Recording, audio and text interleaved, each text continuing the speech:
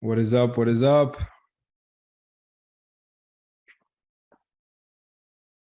Did I see you, Jay? Did I see you, Jay? Of course. Did you guys see you, Jay?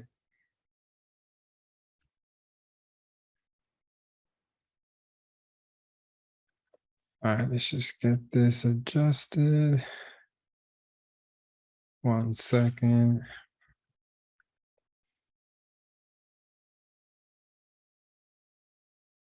Just fixing this up. All right, perfect. Take profit 4. Oh, you guys don't see me. No wonder. I had this thing topped. No wonder. All right, there you go. Yeah. Because I have this little thing that covers the camera. I don't be trusting this shit. You know, there's some crazy hackers out there. I don't trust that shit. I'll be out here without a shirt sometimes. You never know what they can edit. So you gotta be careful. All right. So let me what happened to my nose? So I was boxing earlier today and this guy clocked me right in my face. But it is what it is. I went 4-1 today. So I beat 4 guys and I lost 1. So I mean it was pretty good. Positive risk to reward. You know what I'm saying? Positive risk to reward. Yeah, I've been boxing for like a year now. Almost. I mean, no, I'm totally talking shit. Probably for like 8 months, 9 months. All right, perfect. So before we get into the trade, we're just gonna do this. We're just gonna finish up our trade from yesterday. Where are the confluences we had for USD JPY? I think it was just this, right? So we'll put this over here for now. We already know this. We already know this.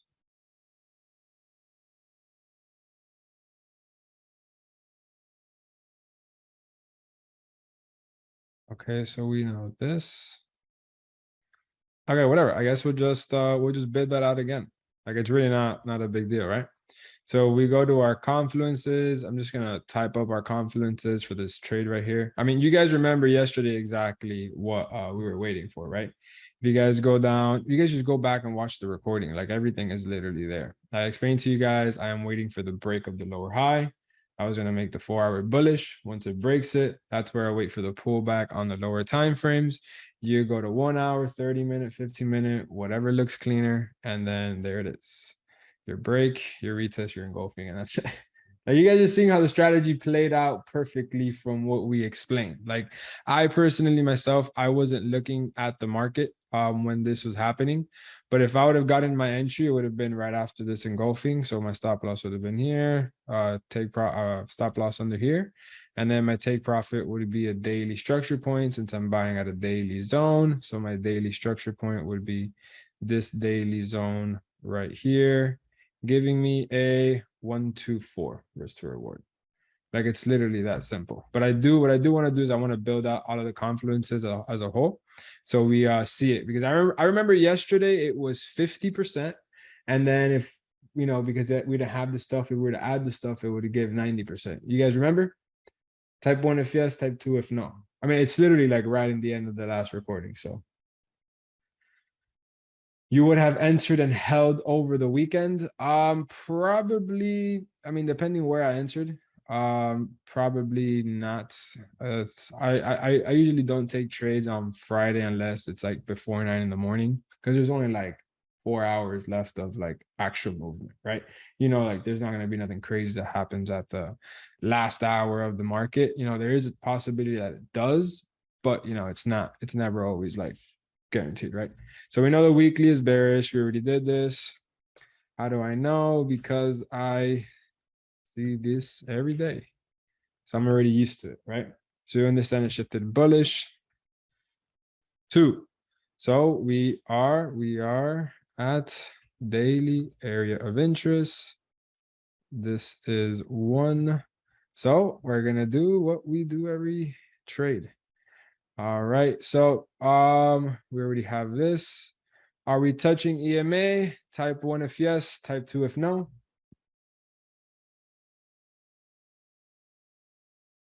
Okay, exactly. So we are touching the EMA.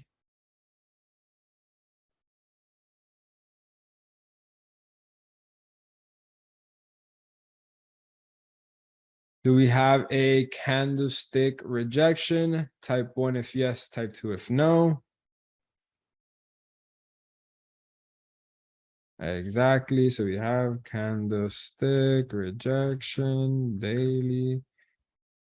Then do we have a, let's just mark this off, rejection from previous structure point? Type 1 if yes, type 2 if no.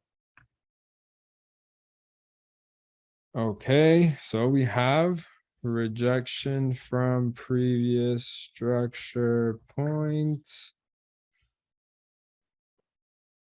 And then do we have a round psychological level? Type 1 if yes, type 2 if no. Exactly. So we have round psychological level. We confluence 6, round psych level. So if you notice, all of these confluences check off, which is fire. That's exactly what you want when you're going to take a trade. If you guys understand everything, type 1. If you guys don't, type 2. Can we add the percentage of the weekly area of interest even if it is bearish? So I'm just going to copy this question, put it here. Can we add the percentage of the weekly area of interest even if it's bearish? So this is the first thing that I explained on the second day. If we are bullish, we are only looking for areas of interest on the time frame that we are bullish. We can't look for an area of interest on the weekly if the weekly is bearish. Perfect. A lot of ones. Could you please explain the difference between intraday trader and swing trader? I mean, it's like, let me see. It's like the difference between driving a car and driving a truck. You're both driving, you're just driving a different type of car, and that's it, right? It has the same mechanism. It's all the same thing. It's the same thing with this. When you're intraday, you're just holding with 2 or 3 days. When you're swinging, you're holding a little bit longer. That's pretty much the only difference, but at least for me. Would it be daily rejection if it wicked at the area of interest, or would it have to be bullish or bearish, vice versa? Yeah, like you want the bodies and wicks inside the zone. Don't you have to check the weekly? I mean, we already did. We already know it's bearish. I mean, we did that yesterday. Thanks for answering, of course. Do you only trade London and New York? So I only look to enter trades that are in London or in New York. So I wait for my entry confirmation to shift the structure. Whenever it happens, I take the trade. But I try to take the trade the closest in the sessions because it just makes the most sense. You're going to have a shift of structure probably in Asia, but then right before London starts, you'll have the engulfing, or vice versa. You'll have the shift of structure in London, and then in New York, the engulfing comes in. So it's just wherever it happens, I just try to stay in these 2 sessions. I try my best to not take a trade outside of these sessions. When grading the trade, do you have to grade weekly, daily, or just one of them? So yeah, I say that in yesterday's Zoom call. That's what I'm telling you guys, the recordings are key, right? All right, cool. So we're gonna move on. So we understand that this is already all on the weekly and the daily, right? So now we're going to move on to the lower time frame, which is the 4-hour. So let's just add all of this here. Like it's really this simple, right? I'll come here.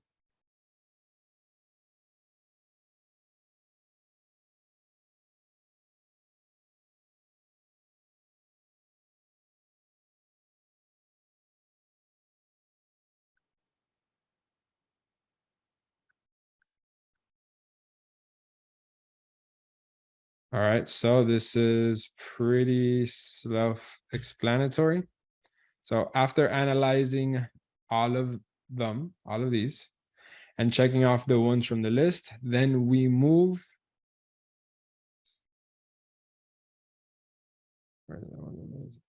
We then move on to the 4-hour. That makes sense, type 1. If it doesn't, type 2. I just put it all together like in steps. So this would be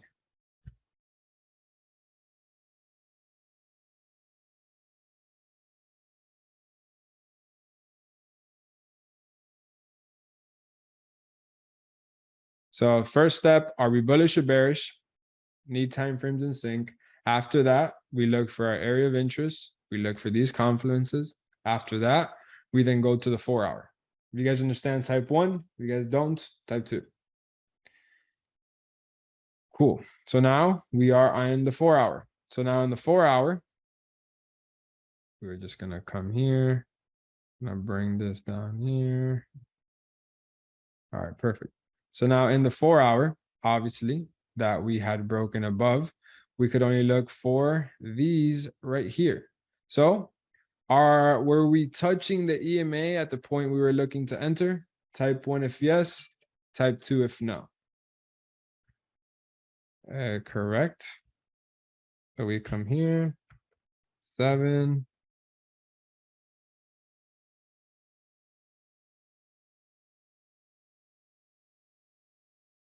Now, before anything, let's just do all this real quick so we know exactly where everything is.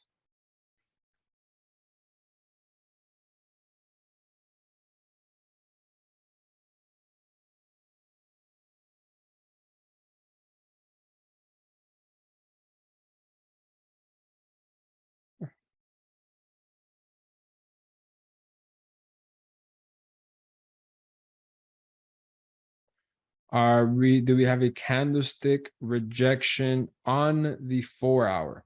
So at the time of this did not have a candlestick rejection. When we were taking this was like wicking down. A 4 hour candlestick rejection would be this right here, a doji, or this right here, this morning star, this wick doji, these doji. So as of right there, we did not have a 4 hour candlestick rejection. And we were rejection from previous structure points. Type 1 if yes, type 2 if no. So we were touching, retesting previous structure point. To me, I would count it because we were retesting it on the lower time frames. I can see why you guys can maybe get it a little bit tricky. But for this example, let's just say on the lower time frames, we were retesting it. Yes, on the 4 hour, technically no, because the 4 hour wasn't creating like a solid higher low, right? Like it wasn't doing like a full, like it didn't do this right here. If you notice, this is the lower low, lower high. Then this is the higher high and then higher low. You see, this would have counted as the retest of previous structure point because it like retested this structure point, right? This one kind of didn't really do that. Does that make sense? Type 1 if yes, type 2 if no. So for the 4 hour, this really wouldn't be retesting the structure point. On the lower time frame, it would, but you know, it is what it is. So all we have is this. Then all we need to do is wait for the shift of structure on the 1 hour, 30 minute, 15 minute, whichever one is cleaner. And then this is a total of a 10%. And then my bullish or bearish engulfing is the same thing, 1 to 10%. So we had a shift of structure on the 2 hour, on the 1 hour, 30 minute, on all of them, right? We had the shift of structure. So we'll add here as confluence 8, shift of structure. And then for 9, we will add a 30 minutes bullish engulfing candlestick. As this one right here, bullish engulfing. So 9, 30 minute bullish engulfing. And then this would be 10% and then 10%. So if we were to add this up, let me see if my math is good today. 20, 30, 35, 45, 55. I'm doing good so far, right? 60, 65, 75, 85, right? Is that looking good? Let's go. I mean, when you get hit in the head boxing, you kind of get a little slow. So if this right here is a 85%, that means that this is a B trade setup, which this right here is fire. An A setup or above is a 90%. You guys saw that? We literally did this trade together live from 0 to 100. We started off the week here. We then came to here. We then locked all of this in, and then we finally ended off here. And then we saw the trade play out together using the strategy as perfectly as it gets. Do you guys have any questions regarding this, the entry, anything? Crazy to see it live. Yeah, we literally saw it live, like the whole entire thing. The whole entire thing. Bro, this is perfect. I'm excited. I actually took the trade. Yeah, if you took the trade, congrats. I wish. I mean, I'm gonna give you guys a little bit of a context for next week. I think this next week is gonna have a pullback coming to here. Because if you go down to the 4 hour, the 4 hour it needs a higher low, right? So what is this? What is this point right here? All right. You guys are seeing how this is the importance of everything. This is the higher high. And then the higher low, where would it be? Let's see if you guys are activo. Where would the higher low be? Would it be at point 1 or 2? 1 or 2? All right, all right, all right. Exactly. Neither of them. It would be at this point right here. You're just seeing how you guys would have made that mistake at the beginning. You guys are seeing how just with 3 simple days, look how clean you guys see everything. So now we understand that this is the higher low and this is the higher high. We already know what we're expecting. We're expecting this. And when this has this pullback, we just wait for the shit destruction, the lower time frame, and then we get in. Simple. What do you guys think so far? Easy money, right? Easy money. Fire, fire, fire.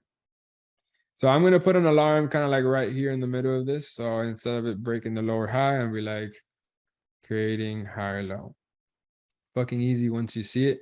I mean, I told you guys at the beginning, I showed you guys this dude right here. So we found this guy, bro. We found him. All right. We found where is Waldo. So now we know Waldo is right here. I'm kidding. I have no idea where he is in these pictures. But the point is that we understand that now you can't unsee it once you have fully seen it. So I think this is super dope that we're doing this live. So I just put the alarm here and we'll just see and we'll let it rock. Perfect. When looking to take a day trade, you still look for 70% plus. Yeah, my ideal trade that I try to take is a 70% and above. Everybody has a different risk tolerance. Some people are willing to risk percentage on a 60% trade. That is all depending on you. Why did I put it in the middle? I just put it here. It doesn't really matter. I just want to be reminded when it has a pullback.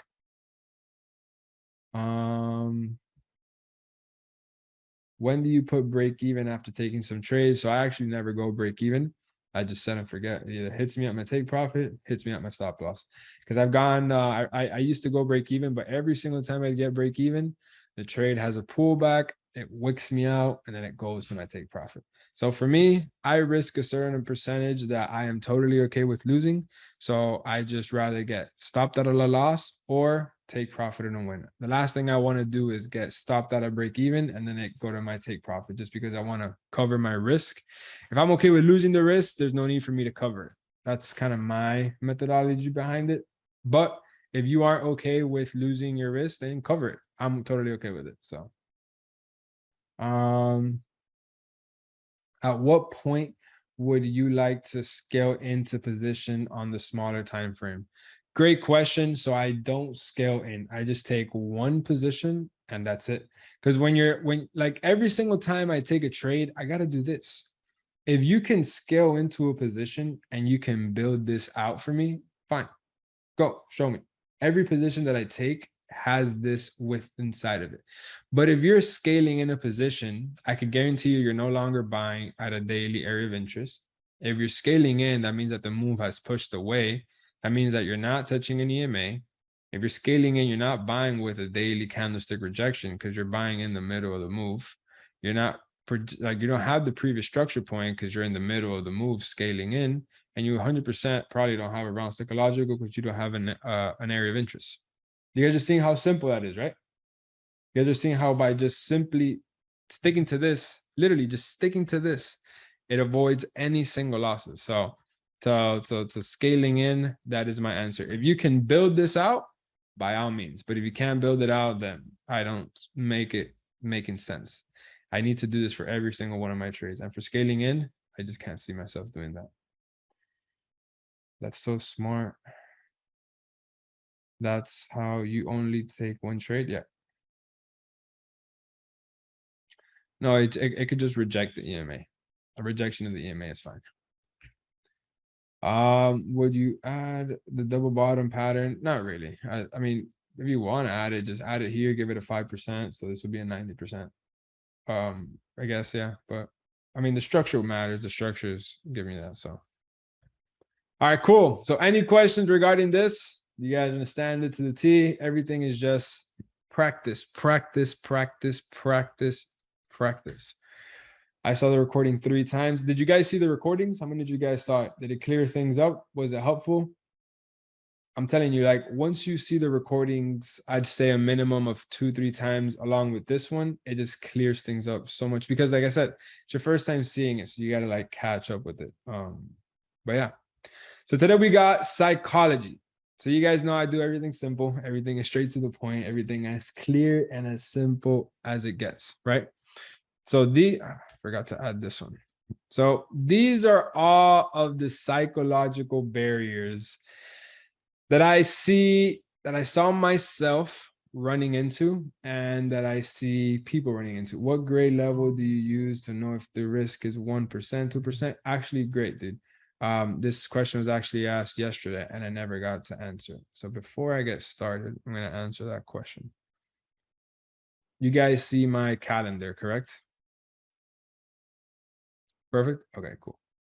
All right. So this is to this answer right here. Damn, whatever. Basically, the question is, what grade level do you use to know if the risk is 1 or 2%? For example, an A trade, do you risk 2%? For a B trade, do you risk 1%? Great question. And basically, the question that I have for that is, every single month is different, right? So let me bring this out. All right. So every single month is different, right? Obviously, we have Q1. We then have Q2, Q3, and then Q4, right? We understand there's 3 months in each quarter. So every single quarter, the markets move different. Every single month, the markets move different. So a lot of traders, their P&L can go like this, and then out of nowhere like this, and then back like this, and then like that, right? There's never a steady growth of just like this. This is what I like to see when you're obviously trading. You want to see a steady growth to the upside. The only way of doing that is by sticking to the same risk management month after month, week after week, right? So I don't care if I have an A trade, B trade, C trade, D, doesn't matter. I risk the same percentage per trade in the month. So what do I mean by that? Every single month, like the first of every month, I decide what percentage I'm going to risk. Let's say I'm going to risk 1%. I stick to the 1% risk for all of May for the whole entire, let me just put here 1%. 1% for the whole entire month of May. I don't care if I lose 2 trades in a row, 3 trades in a row, win 5 in a row. I don't care. I'm sticking to my 1% a month. That is all that matters. Because if you risk 1%, you win 1 trade, you get a 1 to 3 risk to reward. And then on the next trade, you risk 2% and you lose it. Now you're down 2%, you're only up 1. And the next trade, you only risk 1% and you only make back. So like you're constantly fighting against yourself. Whenever you try to up your risk, you always lose. You lose all your profits. So the way that how I fix that is I just stick to the same percentage every single month. So if you realize, I always withdraw my profits at the end of the month, and then I start a new account at the beginning of the month. I mean, I just start risking a new percentage at the beginning of the month. So I say June. I know June is fire. It's tended to be good for me in the past. I risk 2%. So I stick to 2% throughout the whole entire month of June. I don't care if it's an A setup, B, C, it doesn't matter. I use the same percentage throughout the whole entire month. So my P&L looks like this rather than like this. Does that make sense? Type 1 if yes, type 2 if no. It's very, very simple. Smart. Best way to stay in the game for the long run. I mean, we're all here to be, we're all here to be here for the long run. Like there's no, not like being here for long. Like everything here has to be long. Trading is not going anywhere, and it's not really the most ideal thing to make a lot of money quick, because if you do, then you just don't know what to do with it. All right, perfect. All right, so psychology. So psychology, right? This is what I figured that it came down to when it was when it was like the struggle, when I was in the beginning of it. It was a series of things. Comparing yourself to others, obviously, never satisfied with your own goals. Let's say both you and I would take the same UJ trade, and then I put 100 lot, you put 10 lot, right? You're obviously comparing yourself to me. You're not happy with your trading, so on and so forth. Confidence. Confidence is you're not sure if you're ready for the trade. The trade's going to go in your favor. If I should take, if I should get out here, if I should get out there, there's just lack of confidence in your trading. Emotions.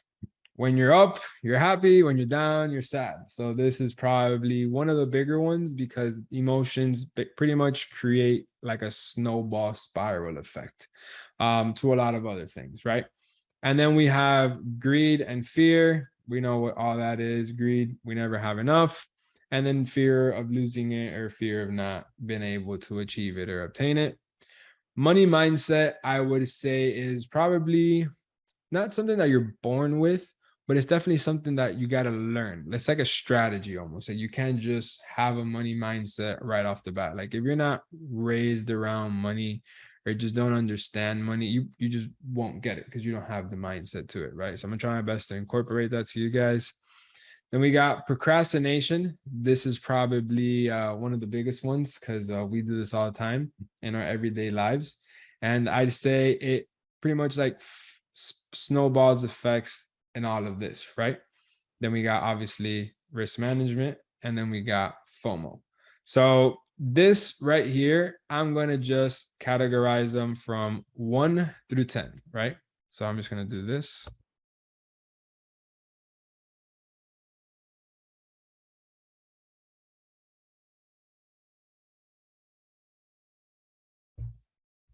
All right, let me just do this.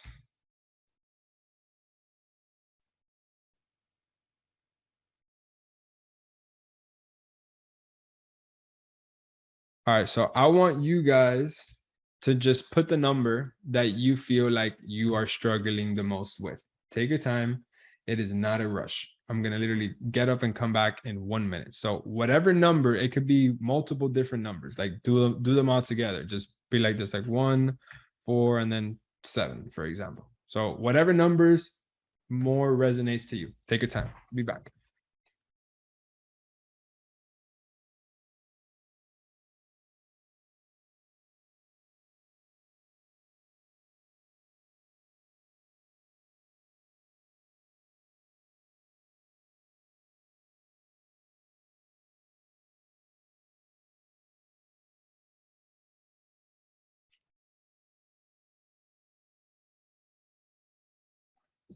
All right. Okay. All right.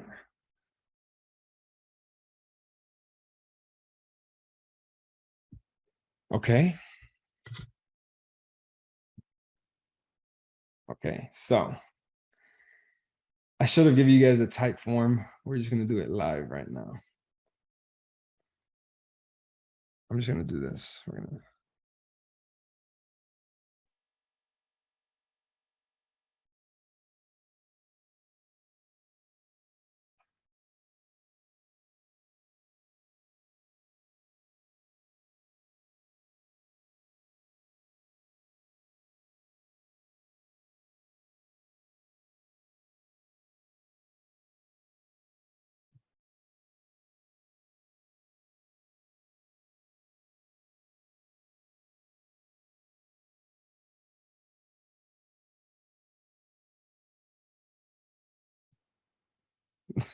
Well, one of you guys put all of them. You guys are funny, bro.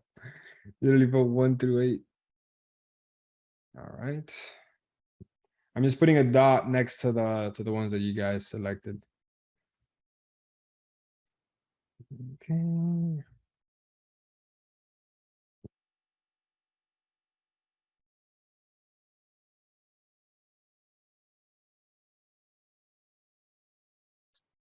Okay. This is crazy. Because it's kind of playing out exactly how I figured.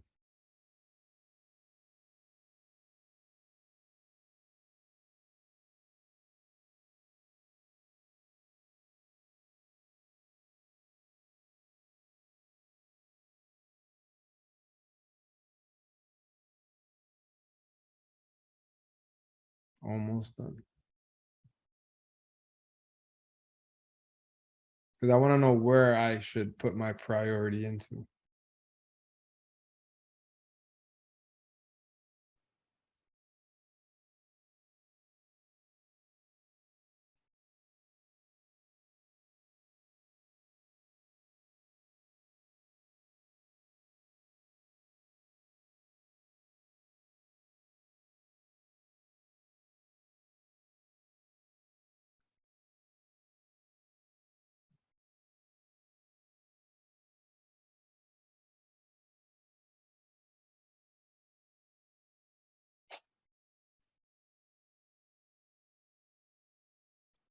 And then we got last but not least, FOMO, fear of missing out.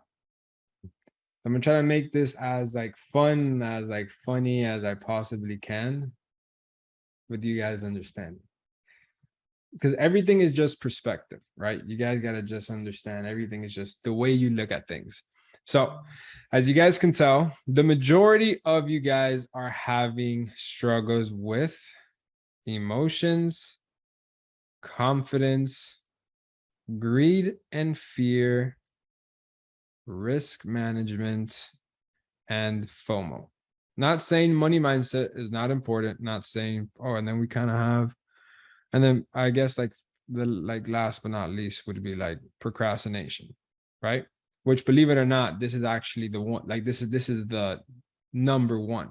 Like this is the number one in front of all of these because it's a snowball effect. I like purposely I put them not in order, right? So because it's kind of like a psychological thing, right? So I want you guys to understand that everything you guys are seeing here, it's literally, let me see how it's literally you. All of these things that are going on right here, it is you. There is nobody else that can fix whatever you are feeling, whatever you are going through. So, this is my philosophy right here. I think there is a start of emotion, of psychology, and then this start snowball affects everything else. And it's the root of it is all the same thing. You just give it a name or an excuse to everything else, like how people do support and resistance, supply and demand, roof and floor, consolidation, lateral, sideways, choppy. It's all the same shit. You guys understand what I'm saying, right? Type one if yes, type two if no. Whoever said that at the beginning, the lateral markets, that got me, bro. That got me. So I'm just using the same analogy to you guys, right? So this is the order that to me, I personally believe that it is the true, I'd say like the snowball effect of it, right? So this is what I think. Let's do this. I'm gonna freeze it and I want you guys to put it because I want to see what you guys think as well, right? Because I'm trying to I'm trying to get inside your guys' head and understand you guys. So I'm just gonna freeze the screen. I'm gonna put it.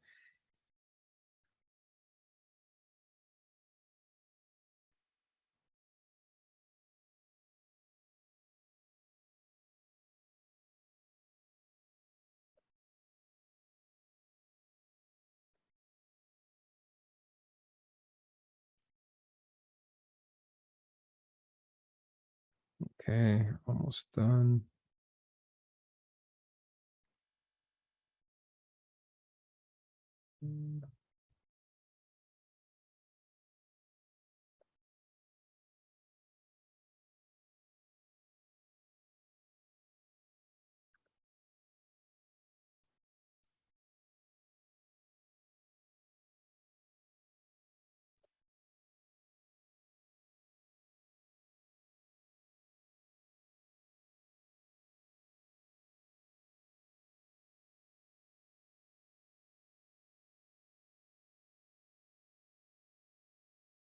Fuck, I fucked up the order. 1 second, guys.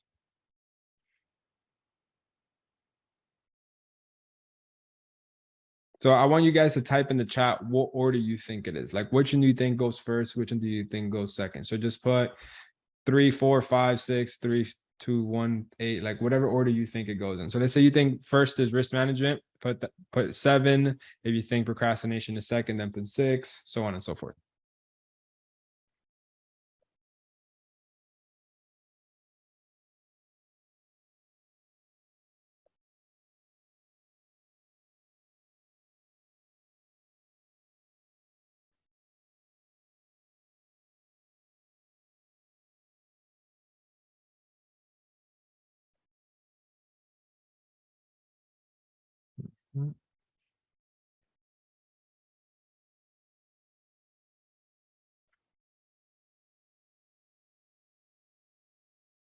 Just finishing it up.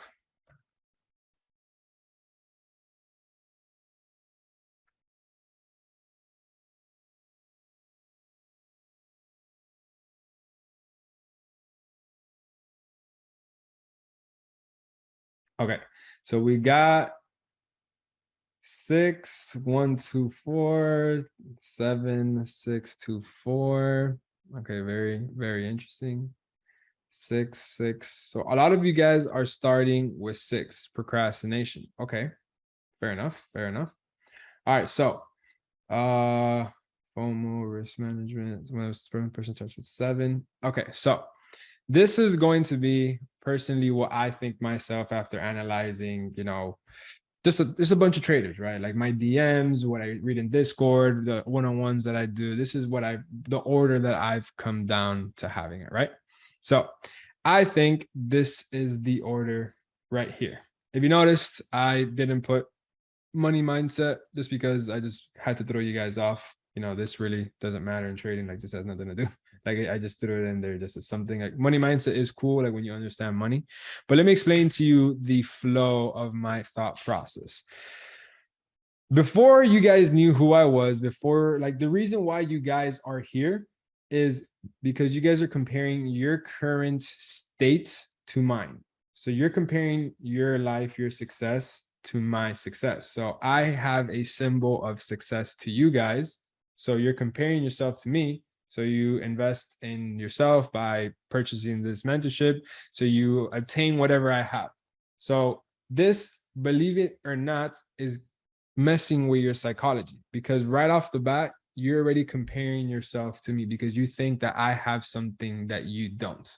If that makes sense, type 1. If it doesn't, type 2. It's very deep, but when you think about it, it's simple facts, right? So as you're comparing yourself to others, this leads to a confidence doubt, because like, damn, I'm too old. This little Cuban kid, he's 22 years old, he has all this stuff. I'm 27 and I don't have it. So you start lacking confidence because you're like, damn, will I ever be able to attain what he has? So now not only are you comparing yourself to me, but now your confidence is lacking. And then you start making new excuses where it's like, you know what?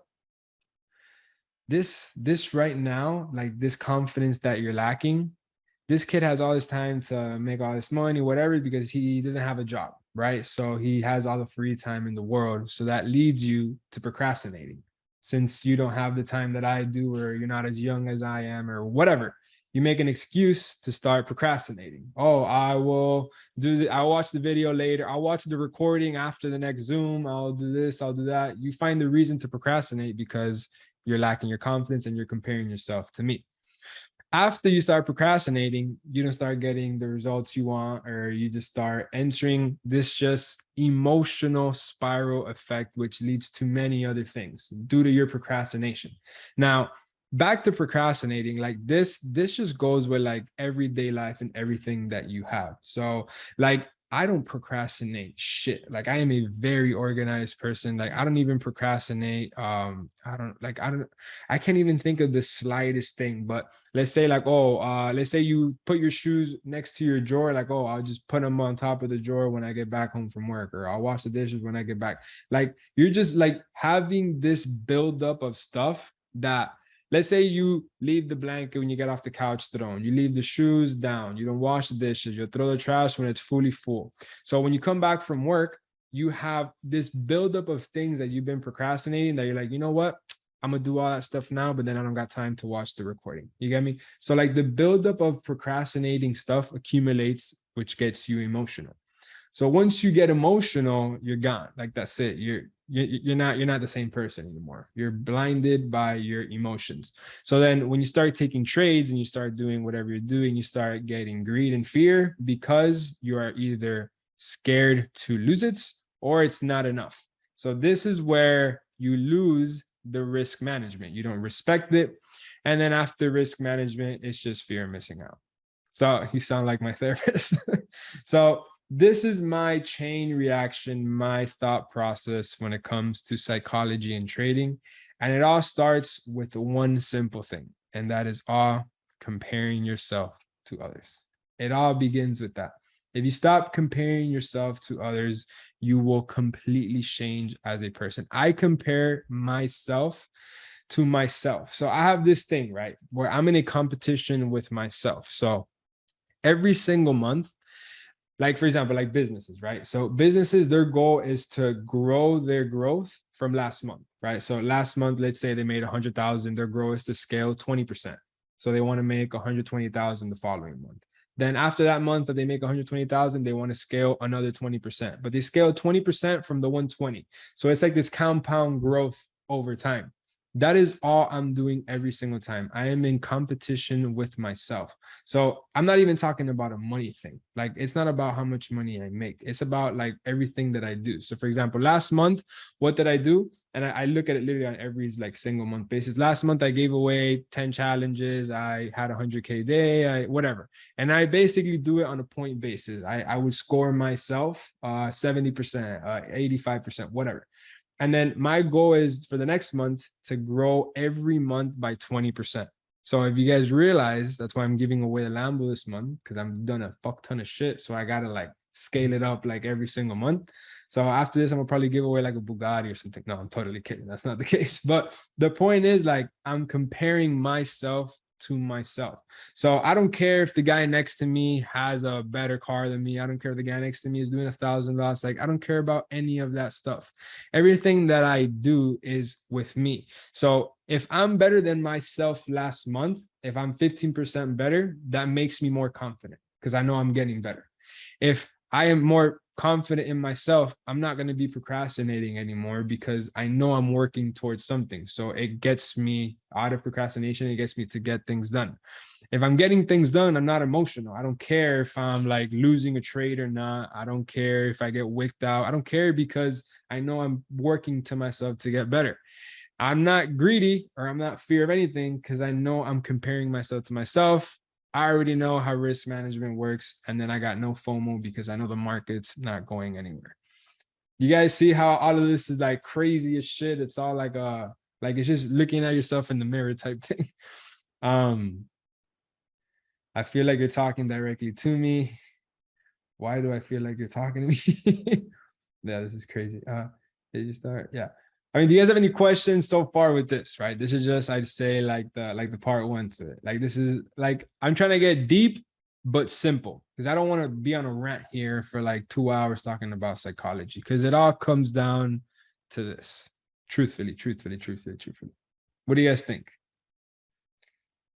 You just helped me be a better man. You're better than my psychologist.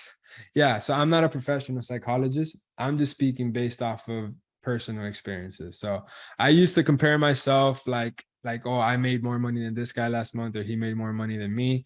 And that kind of messed with me a little bit because I felt like I was like I wasn't like I was just in competition with the other person. But you got to realize, like, you can't be in competition with me, right? Like, as of right now, I'm ahead of the race 2, 3, 4, 5 years of you and account size, right? You got to compare yourself to yourself. So when you get to where I'm at, if you keep the compound interest, you pass me. You get me? But you can't get in the race wanting to get to where we are without having the modifications. So all these modifications, you got to start building them yourself. Eye-opening. How do you balance the procrastination and not being on the charts 24/7? So I'd say this one's relatively simple. If you already analyzed all of these charts and you only have 3 pairs, and none of these 3 pairs are either at your area of interest, none of them are having your shift of structure, or none of them are in profit, you just gotta wait. Like right now, what good does it do me to be like this all weekend, just waiting for the market to open for it to do this or this? Like nothing. That's why I set my alarms. So how do I balance the procrastination and not being in front of the charts 24/7? Just sticking to the plan. If you stick to the plan, everything will solve itself.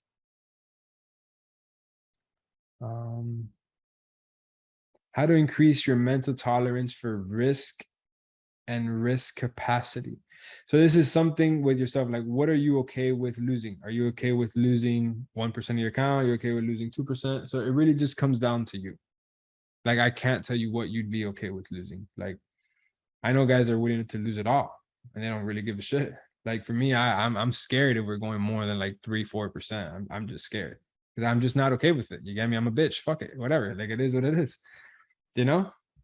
But that's just personally myself. Like I'm very conservative when it comes to that stuff. Exactly. It is, yeah. But yeah, baby steps. But truthfully, if you understand that you're comparing yourself to yourself and you see that after this Zoom right now, after this whole entire 5 day that we do, and you understand that last month you were losing every trade, you would pull up to the charts and you didn't know what you were doing. Now you pull up to them and you know exactly what you're doing. This should boost your confidence because you're no longer lost. Comparing yourself to yourself last month, you are better.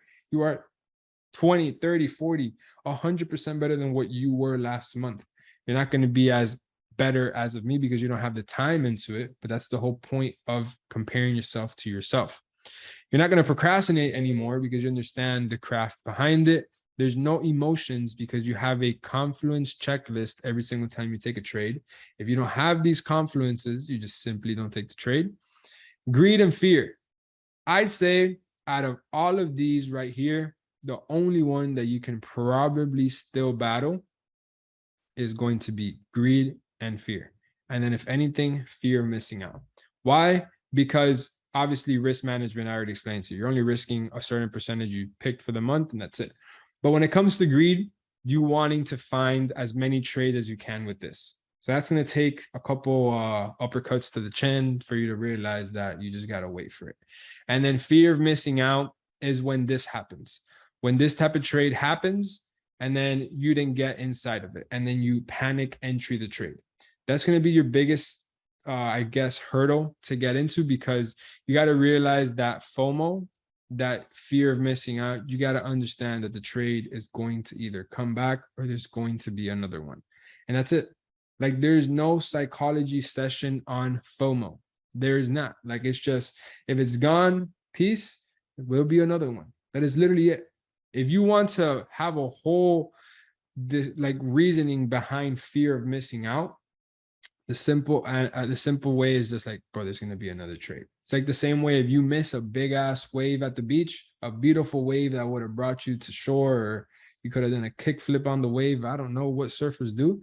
If you missed the wave because you were waxing your board, what are you gonna get mad and leave the beach because you missed the wave? No, you're gonna go back into the beach and wait for the next wave. That's literally it.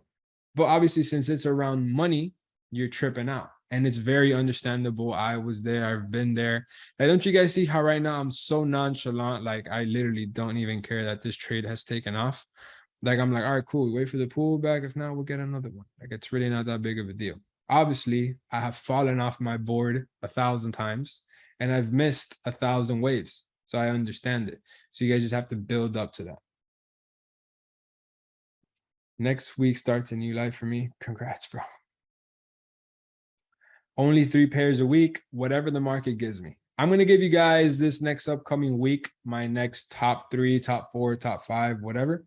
I'm going to give you guys it, the markets that I'm going to be trading.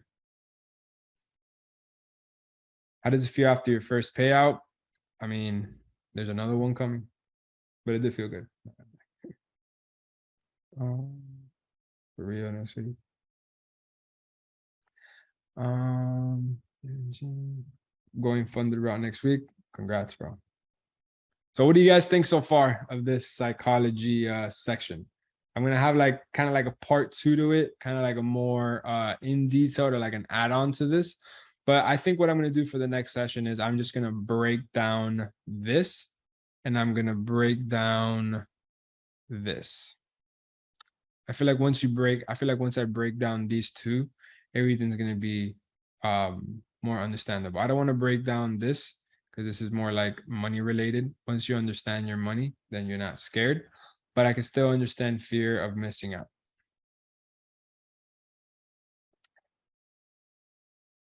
If you take on a one-step challenge, how much would you risk? 1%, 0.5, 1%. I mean, Rocket, like it's literally, they got like a pretty tight drawdown. So probably like 0.5.